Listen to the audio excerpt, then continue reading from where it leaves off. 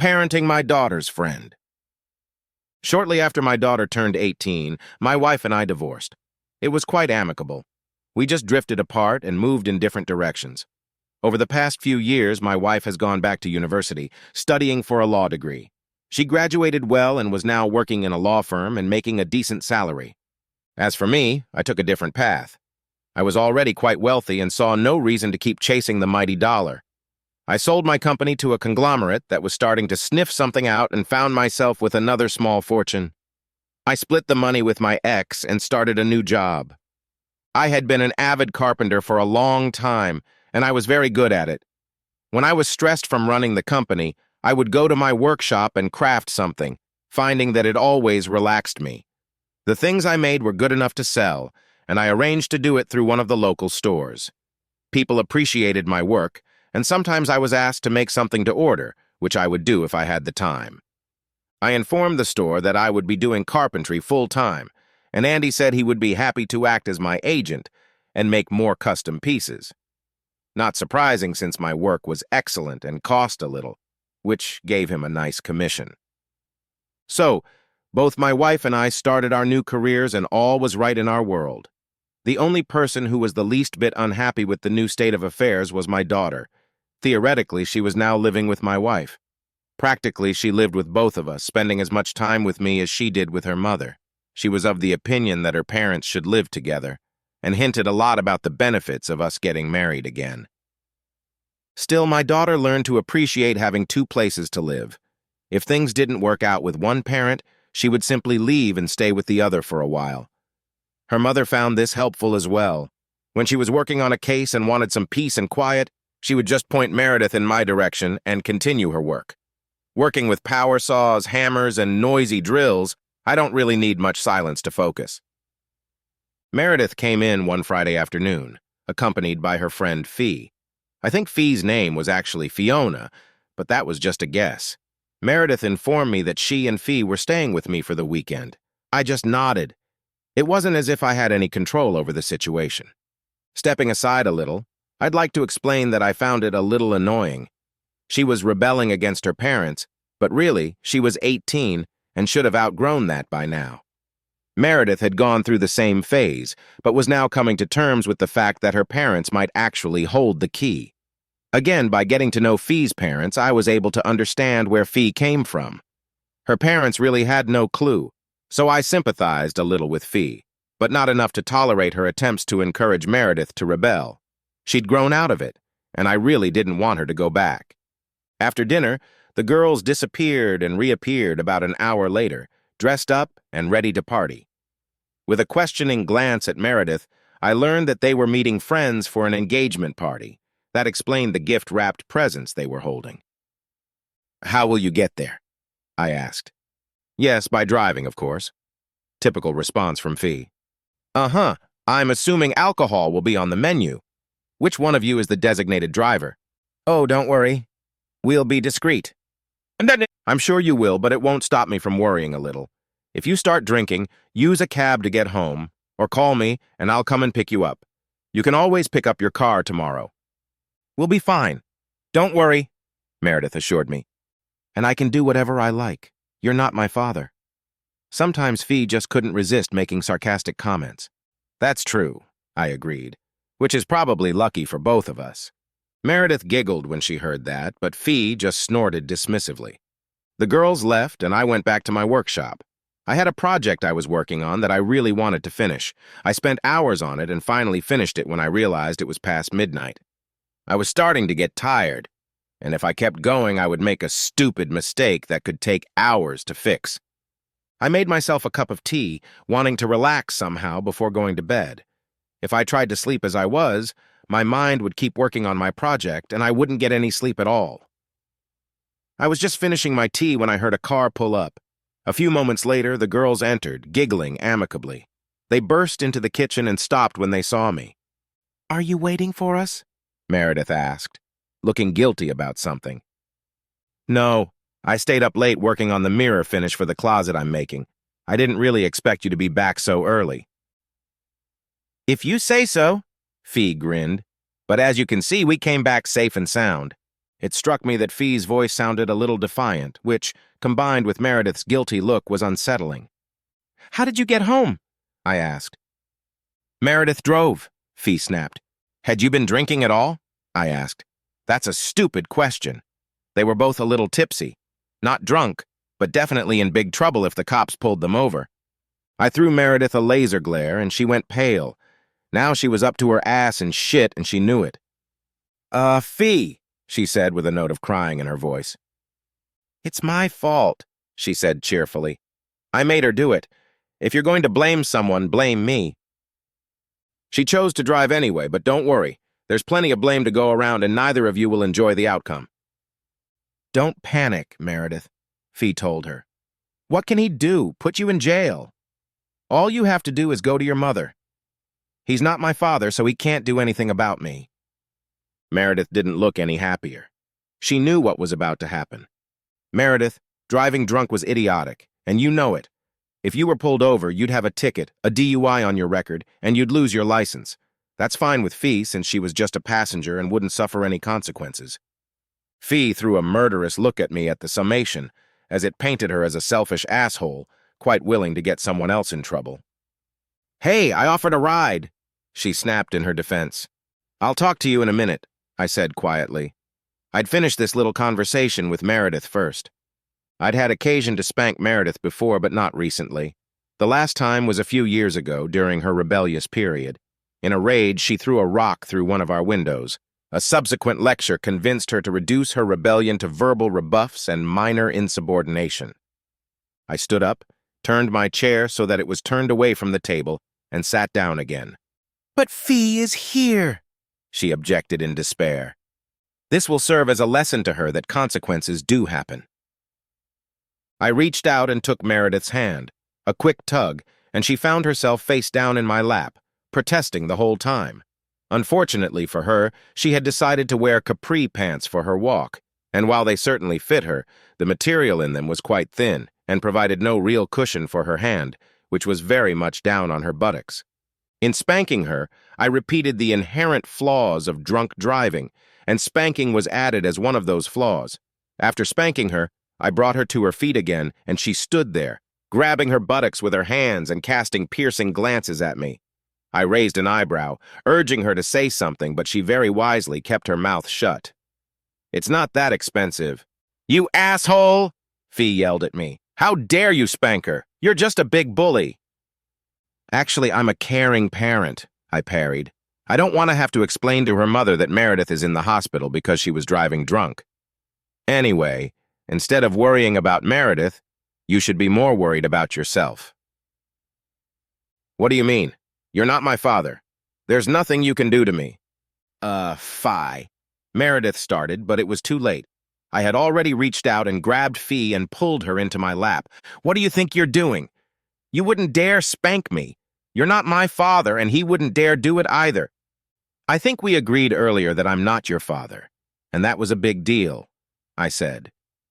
"However, I am a responsible adult, unlike you, and so it falls on me to make things a little better." Unfortunately for Fee, she was wearing a dress, not slacks. Besides, she wasn't my daughter, as she so loudly proclaimed.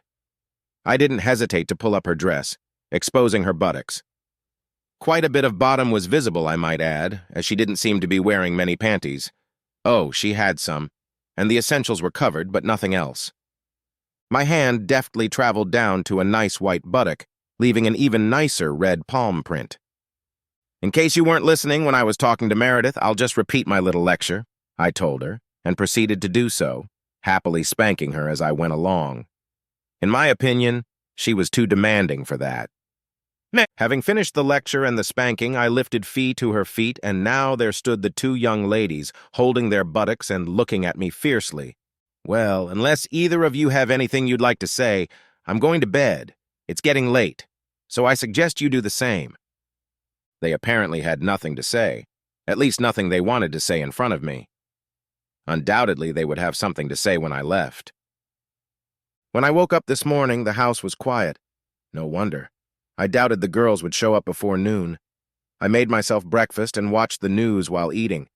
I was just finishing up when Fee surprised me by wandering into the kitchen and yawning as she walked. She was still in her pajamas, and I lazily wondered if she realized how lovingly the silk-like material encased her. She looked up at me and frowned hesitantly, plopping into a chair. "Good morning," I said and waited. "Uh-huh," she muttered, which I assumed was shorthand for good morning. She kept frowning at me, and I could see she was dying to say something. I just waited patiently. "Why spank me?" she exploded. "It wasn't fair. I'm not your daughter." "That's true. Tell me, would it have been fair to punish Meredith and not you?" "You could have told my parents and left it up to them," she pointed out. "And they would have sighed and done nothing, right?" She knew that was true, so she didn't try to contradict me, just threw me a stern look. However, she still wanted to pounce on me. "Did you have to spank me in front of Meredith? It was so embarrassing." "I would assume that Meredith was just as embarrassed about being spanked in front of you. Besides, it was for your own safety." "What?" She looked at me blankly, trying to comprehend what I'd just said. "Think about it," I told her. I pushed my chair away from the table and sat down again. "Come here for a minute," I told her. The trusting little soul did just that. "Now imagine if I wanted to spank you, and Meredith wasn't here to protect you," I said, quickly tugging her arm and throwing her over my lap. "Since you're an adult, in this case I would just naturally lift your dress or pull your panties down." I coordinated my actions with my words, quickly tugging her pajama pants and half pulling them down. She was wearing panties, not the same as last night, but a similar style. "Now that we're all alone, I'd naturally take these off too, for a more adult spanking," I explained, helping her panties down quickly. Fee let out a sort of anguished squeal, trying desperately to cover herself with her hands. I just calmly took her hands aside, placing one large palm on her buttocks. "Don't panic," I said. "I'm not going to spank you right now. You haven't done anything to deserve it. But if I were in on the spanking, I'd naturally be here." Judging by the way her labia began to swell and pout, she found my light stroking arousing. Not that I was going to do anything more than that. "Of course, that could lead to more adult entertainment," I said thoughtfully, and Fee ahed and hastily pushed away from me, climbing off my lap and standing up with a shocked look. Maybe you should pull your pajamas up higher," I suggested, lightly stroking her breasts. "Standing like that, you're giving me ideas." She very hastily pulled her panties and pajamas back into place, and her face flushed slightly. I just smiled and kindly didn't point out that her nipples had sharpened and turned into little orbs. Fee apparently decided she would be safer with Meredith and ran back to her bedroom. The girls went back and forth all day, and both defiantly ignored me. I took it for granted. Evening came, and the girls were all dressed up and ready to go out. Their cab arrived, and they hit the road. I went to bed at a reasonable time and was already asleep when the girls returned. This morning was a repeat of the previous morning. I got up at a reasonable time and made myself breakfast. Once again, I was just finishing up when Fee walked in, dressed in the same silk pajamas. "Good morning," I said cheerfully, and got a in response. Fee plopped down in the chair and looked at me. "We used the cab both ways," she said a little defiantly. "You have no reason to penalize us today." "And I heartily approve of it," I told her, "but you're a little misguided." "What do you mean?" "Meredith is my daughter, and I would never punish her without reason. You, however, as you've pointed out several times, are not my daughter. The same rules don't apply here." She looked at me puzzled, and I smiled. "Let me show you what I mean," I said. I walked around the table and pulled out a chair next to her and sat down. Once I was done with that, I just grabbed her and pulled her onto my lap. "When it comes to a charming young lady like you, this kind of thing turns from mandatory punishment into a game." With those words, I calmly pulled off her pajama pants and panties, leaving her with a bare ass and a frenzied temper. "Hey, you can't do that!" she yelled, and I just laughed. "In case you hadn't noticed, I already did," I pointed out, bringing my hand down in a light spanking.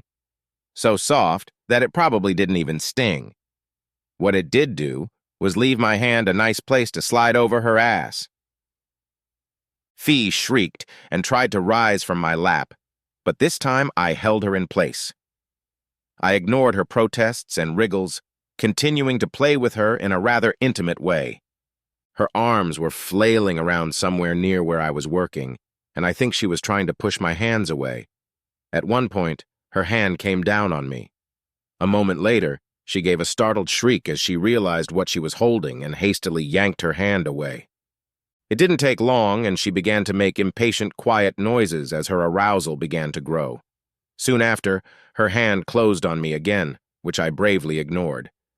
I let her calm down for a minute or two, and then set her back on her feet. She stood there, giving me a very strange look. Her voice sort of trailed off as she didn't know what she wanted to say. I guess right now you don't want to do anything else, I said quietly, and she threw a startled look at me. No way, she said quickly, turning to run away. Fee, I said quickly before she could get away. She threw me a quick, panicked look and awed when she saw that I was holding her pajamas and panties. She had managed to drop them while we were playing and hadn't noticed it. She grabbed them and sprinted out of the kitchen. I wondered if she had stopped to put them on before entering the bedroom. I would really hope so. I wouldn't want her to shock Meredith. The rest of that day, Fee generally ignored me while Meredith returned to her normal behavior. Fee threw a couple of curious glances at me, and just after one of them she approached me. You could have made me go further this morning, couldn't you? She said, and I wasn't sure if she was asking or accusing. I could have, I admitted, but forcing you when you didn't really want to would just be wrong. It just wouldn't be right. What did you do? There was some skepticism in her voice.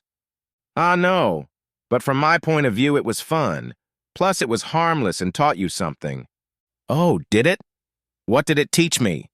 Not to trust me, I said, winked at her and moved on, hearing her mutter something behind me, probably swallowing some swear words. Both girls had work to do the next day, so they went to bed at a reasonable time. I did the same since I needed the rest. I had a lot of work planned for the next day. I fell asleep almost as soon as I lay down. I'm sure that's the reward for clean living. I woke up probably around midnight. The reason I woke up was because someone had slipped into my bed. She was cradling me, demonstrating that she wasn't overwhelmed by an excess of clothing. All I was wearing were pajama pants, just in case I had to get up in the middle of the night. I wouldn't want to shock anyone. Now there was always the possibility that Meredith would jump into bed with me for a hug, but she'd be dressed in her pajamas and would be pretty loud about it, trying to be sure to wake me up. Not that she's done anything like that in years. The silence and lack of pajamas screamed something else. She snuggled up against me and I put my arm around her shoulders, resting my hand on her chest. I didn't even need to cover my mouth with my hand. It happened completely spontaneously, making me realize that Fee had surprisingly full breasts. I lay there wondering if I should use it or wait and see what would happen. I decided that waiting would be wiser and just hugged her, feeling her body pressed against mine. At first I could feel the tension inside her as she lay there, but as time passed and I didn't try to take advantage, she started to relax. Then she began to, shall we say, explore. From the subtle movements I could feel, I suspected she was gently arousing herself. I don't know why, but I got the impression that if I made any movement toward her, she would panic and run away. I also felt that she needed to do this, so I relaxed and let her do the exploring. Finally, she rolled over so that she was facing me, encouraging me to roll over onto my back. I did so, and she moved to lay on top of me, her breasts pressed against me. The impression I had now was unexpected. She pressed in even tighter, forgetting her hesitation, and very soon she was fully pressed against me and seemed quite pleased with herself. By now I had put 2 and 2 together and had gotten 22. I had no way of knowing, but I suspected that her first sexual contact must have been very painful for her. That's why she was so nervous, expecting more pain. Why did she choose me for training? Perhaps because I held back when I could have forced her. Her decision was her own, and all I had to do was accept it. Fortunately, of course. Deciding that some active action was now required on my part, I covered her breasts with my hands, squeezing lightly and encouraging her to sit up. Take your time, I said softly. When you're ready, just start rocking next to me.